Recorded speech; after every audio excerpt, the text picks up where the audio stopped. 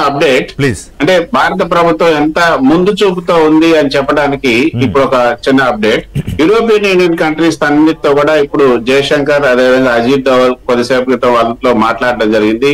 వాళ్ళకి సంబంధించినటువంటి ఫ్రాన్స్ తో కూడా, ఫ్రాన్స్ అదేవిధంగా ఇటలీ వీటన్నిటితో కూడా మాట్లాడారు. ఇటలీ డిప్యూటీ పిఎం అదేవిధంగా విదేశాంగ శాఖ కార్యదర్శి వీళ్ళందరితో కూడా మాట్లాడారు.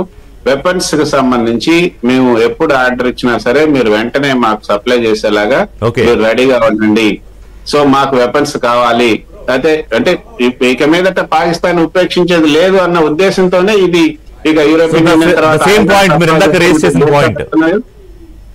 ఆయుధాలు సప్లై చేస్తున్నటువంటి కంట్రీస్ తో ఇంకా మున్ముందు అంటే ఒక పెద్ద ఒక దీనికే వాళ్ళు ప్రిపేర్ అవుతున్నట్టు తెలుస్తుంది. అంటే ప్రైమ్ మినిస్టర్ తో సమావేశం తర్వాత తీసుకున్నటువంటి డెసిషన్, ప్రైమ్ మినిస్టర్ సమావేశం తర్వాత ఈ యొక్క యూరోపియన్ యూనియన్ కంట్రీస్ తో మాట్లాడుతున్నారు.